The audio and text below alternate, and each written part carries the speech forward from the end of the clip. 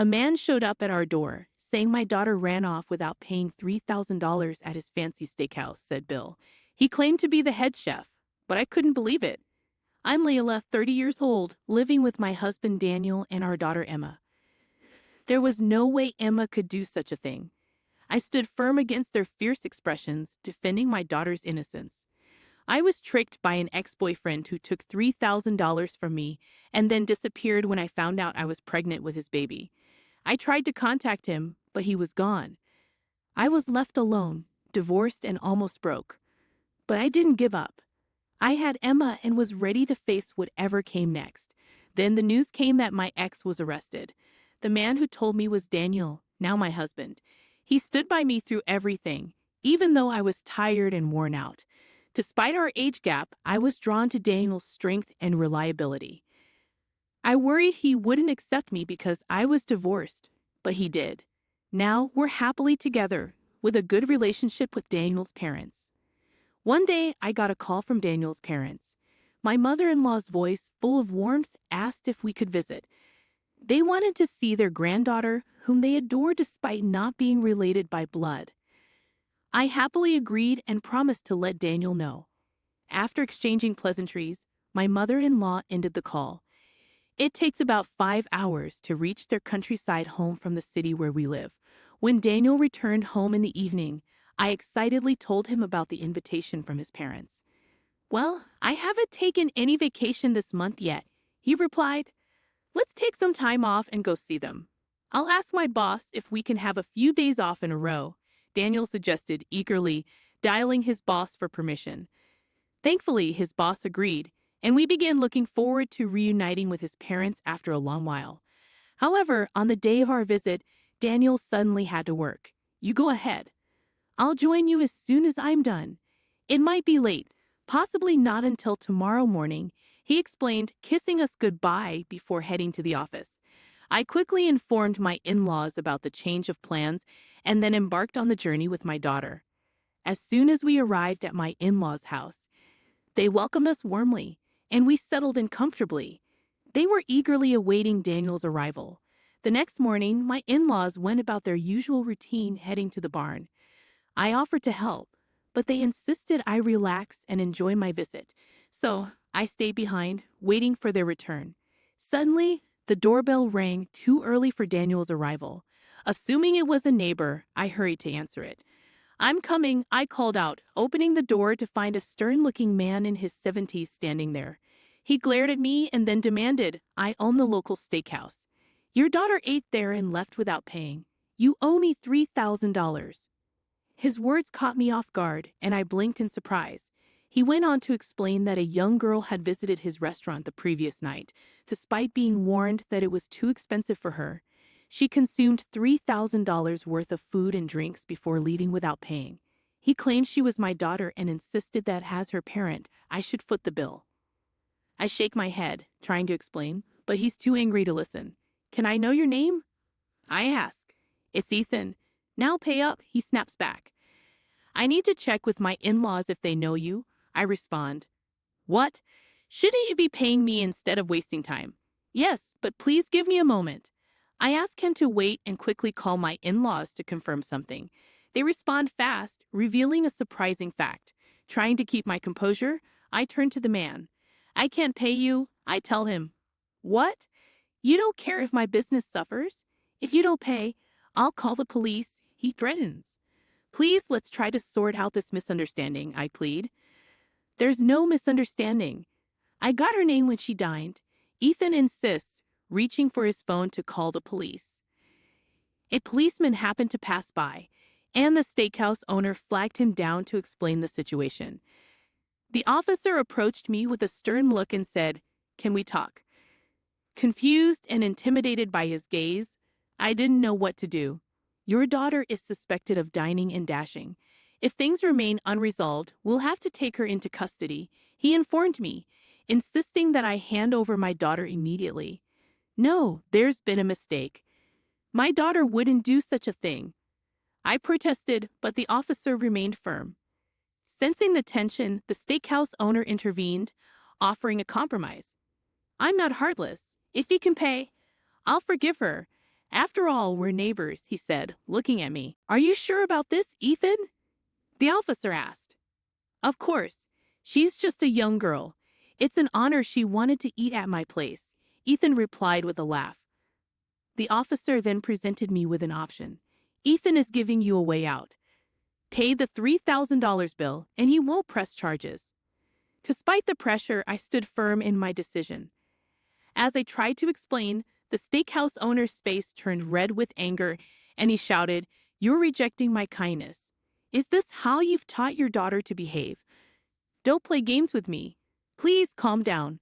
Why were you refusing to pay? If you don't, your daughter will face serious consequences." The police officer interjected, looking puzzled. I can't agree to this without considering all the facts, I responded, but the steakhouse owner interrupted with a laugh, saying, My apologies. Are you saying you don't have $3,000 on you right now? No worries. We all forget things as we get older. We do accept credit cards at our establishment. If you trust me with your card, I can process the payment now and return it to you later. How does that sound? With that, he gestured for me to fetch my wallet. I declined to hand over my credit card, expressing concern about the risk and instead offered to accompany him to settle the payment. However, the steakhouse owner responded with threats, raising his fist and shouting, Don't you trust me? I'm in the credit business. Be careful what you say, or you'll regret it. When I insisted on accompanying him, he became agitated, yelling, You're disrespecting me. I have connections with influential organizations. If you can't pay, I have ways to make you pay $3,000. That's why I've involved the police. Shocked by his words, I looked to the police officer for assistance, but he avoided eye contact, feigning ignorance. Officer, did you hear that? Is this allowed? I asked, seeking help. The officer avoided the question, stating, I didn't hear anything.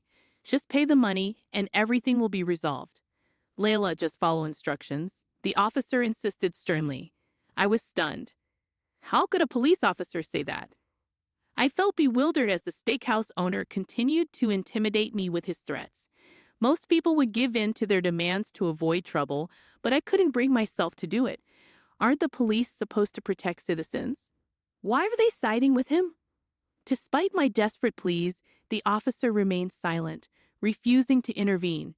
Feeling helpless, I turned to the steakhouse owner. Why won't you listen? He growled, glaring at me. It's not that I'm not taking you seriously.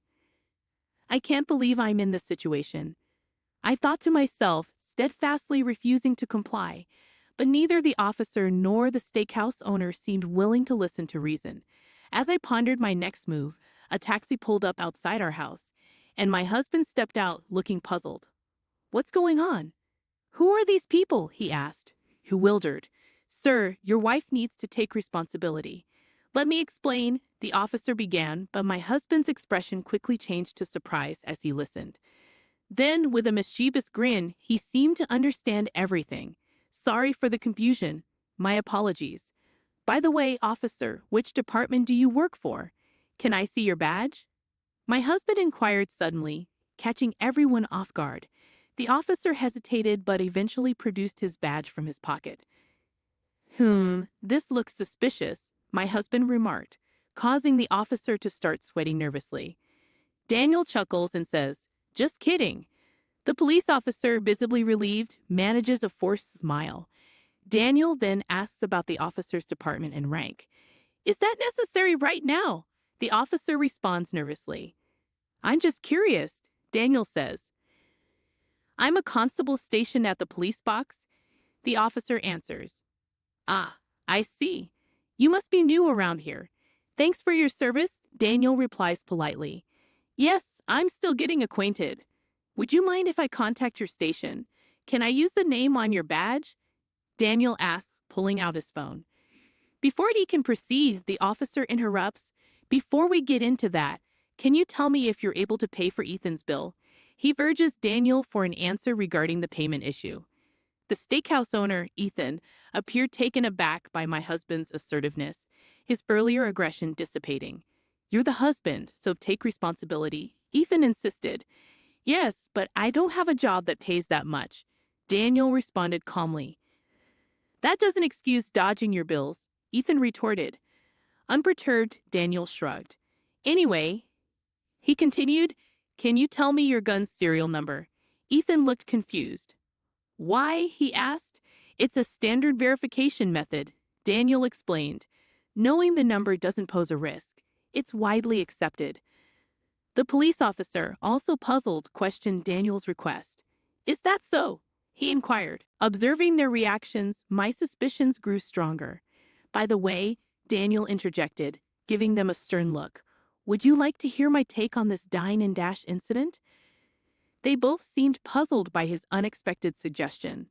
In conclusion, you're a phony cop trying to run a scam with that old man, my husband accused, catching them off guard. Do you have any proof? They retorted. Then prove I'm wrong, my husband challenged. Turning to me, he said, Lee, bring her here. I rushed to bring our precious child forward, positioning her in front of us to prevent any harm. Daniel stood protectively between us. My daughter is only 1 year old. She can't even walk, let alone dine and dash, he asserted. The two were stunned, mouths agape. That's impossible. Is that really Aria Taylor? Ethan questioned. Of course. I'm only 30 years old. When else could I have had my first child? I countered. Ethan, visibly shaken, took a step back, exchanging a glance with the police officer who nodded in agreement. It seems there's been a mistake. Sorry for the confusion, they stammered, preparing to leave. Daniel intervened, blocking their escape routes as they attempted to leave. I retreated to the entrance, observing through a gap in the door. Can you step aside, please? The officer demanded. No, we won't let you go. You might be scammers, and we won't allow it, Daniel countered firmly. Don't try to intimidate us. I'm a police officer. If you don't move, I'll arrest you for obstructing an investigation, the officer threatened, attempting to push past Daniel, but he swiftly moved to block him again. I apologize for not introducing myself earlier. I'm Daniel Taylor, Chief Inspector of the New York Investigation Division, Daniel announced, revealing his genuine police badge. Unlike the officers, Daniel's badge gleamed with authenticity. Who's the liar now? I'm the real deal, he declared confidently. Whether you're genuine or not, you've engaged in fraud, correct? It's a disgrace for someone in law enforcement. Do you even understand the role of the investigation division? Daniel pressed. What are you talking about? You're clueless about the investigation division, he continued. The division handles complex crimes like fraud, embezzlement, counterfeiting, election violations, financial crimes, defamation, and high-tech offenses. In simpler terms, it deals with criminals like you, Daniel explained sternly. With that, he swiftly produced handcuffs and began to arrest them. Unable to resist Daniel's professional approach, the two were quickly subdued. Daniel wasted no time in contacting the authorities. I've apprehended fraudsters on the scene. This is beyond my jurisdiction. Please dispatch officers from the appropriate area immediately, he instructed over the phone. As they heard Daniel's call, the scammers' faces drained of color. Please forgive us. We were desperate for money. It's our first offense. Please, let us go, they pleaded. Just then, my in-laws arrived with the police. Are you all right? Sorry for the delay. This guy was terrible at explaining things. My in-laws apologized. It's all right. Wait, you're here too. What a relief, I responded as they embraced me and our daughter. I had been on edge throughout the ordeal, but finally, I could relax and exhale a sigh of relief as the two fraudsters were escorted into a police car. Initially, I had suspected only the old man to be involved in the scam. When I phoned my in-laws, I inquired if anyone named Ethan resided nearby. They were unfamiliar with the name, having lived in the area for years and knowing all the residents. Their lack of recognition confirmed that this Ethan was not a local.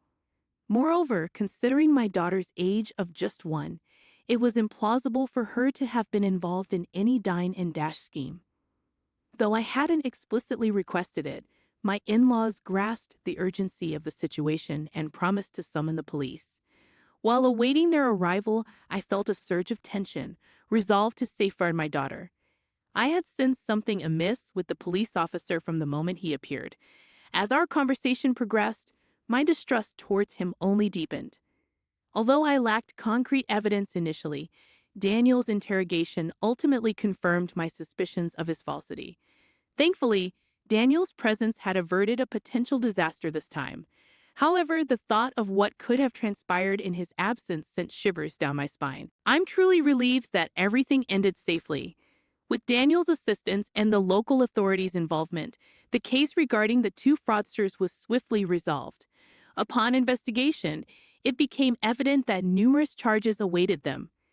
Daniel recounted the details to me, wearing a mixture of sadness and anger on his face. Surprisingly, it turned out that these individuals were not affiliated with any organization, and their exploits garnered nationwide attention through the news. Thanks to Daniel and my considerate in-laws, I was able to spend an extra day at their home. The news of Daniel's heroic actions spread rapidly, prompting our neighbors to bring over an array of delicacies, turning our gathering into an impromptu celebration. Even our daughter seemed to revel in the joyous atmosphere, remaining cheerful throughout the evening. That night, as I gazed at my daughter's contented face, I couldn't help but bask in the warmth of our happiness.